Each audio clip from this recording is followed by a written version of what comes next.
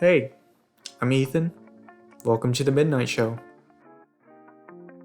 Tonight I'm going to be finishing that beat from last week. I'm going to make some slight tweaks, add a few new sounds, and then I'm going to finally arrange the whole thing into a complete piece.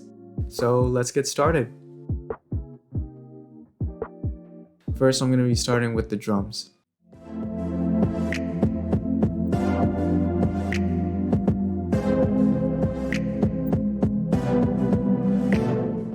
Gotta change them. I really didn't like how they sounded before. It definitely sounded off while I was editing, so I'm gonna change them into something that's a bit bassier and a bit more heavy hitting.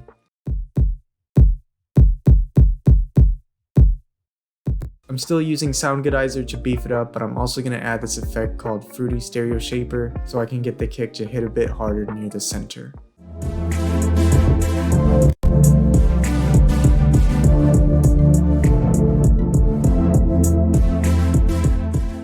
That only really makes sense if you're wearing headphones though, so if not, then just ignore that.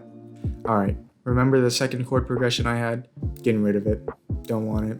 I'm just going to be using the first one from now on, just because I think it sounds better that way. Okay, next I'm going to be adding in this new melody using this synth instrument called GMS. I went with the first thing that sounded good to me, which was this melody right here.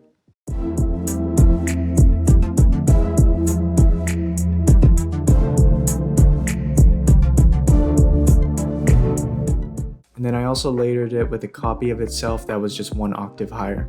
Next, I added this effect called hardcore, which basically acts as a digital amplifier. Okay, I don't really know if that's the proper way to describe it, but what I'm trying to get at is that it makes it sound like an electric guitar.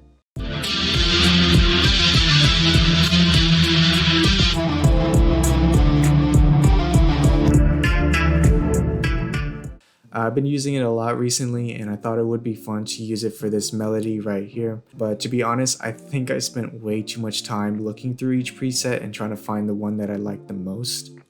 And I actually know the term for what's going on here because I used to be into like productivity and maximizing productivity and shit like that. And so one of the things that I learned is this thing called paralysis by analysis, which is when you have an overabundance of options to choose from and you end up paralyzed with making the decision because you're hyperfixated on trying to make the best choice, which I think is what's happening right now.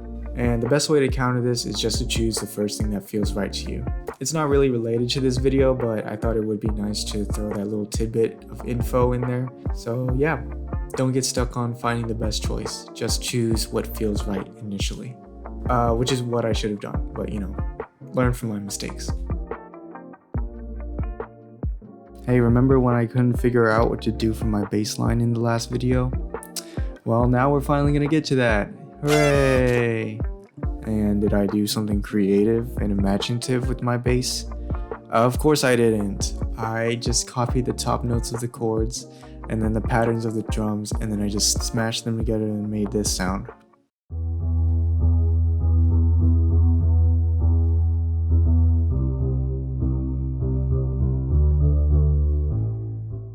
It doesn't sound half bad though, so I'll give it that. Okay, so for the hi-hats, I spiced it up a bit with some extra notes here, and then a dash here, and now it sounds like this.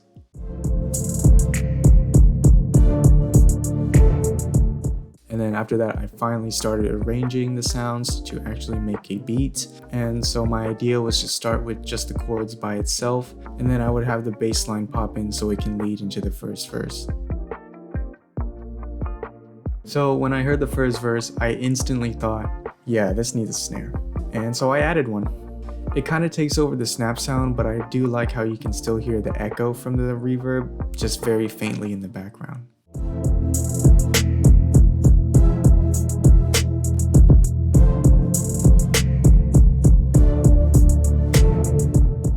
I also added the second kick in the same pattern as the first one, just to make it hit a little bit harder.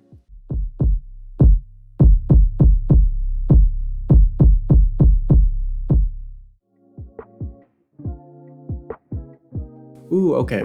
I also added this second set of chords, which is exactly the same notes as the first one, but instead of a synth sound, I gave it this kind of violin ensemble kind of sound.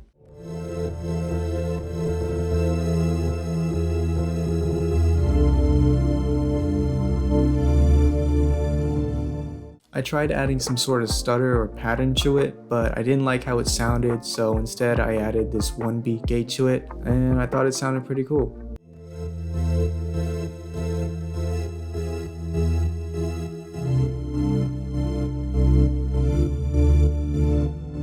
Alright, and now I made the final arrangements with a very basic song structure. It goes intro, verse, chorus, bridge, and then chorus, outro. And now it's almost complete.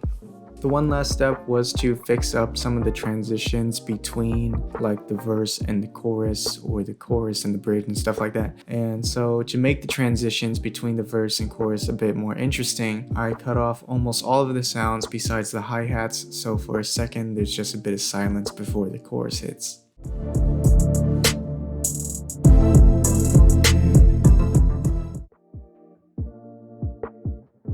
And that pretty much sums up everything. I'm so glad I got to finish this beat because I do have this really bad habit of starting a project and then just never finishing it. But I am happy that I made the commitment this time and I even got to share it with you guys. So yeah, tell me what you guys think in the comments. Thank you all for watching. I hope y'all have a good night. I'll see y'all in the next one.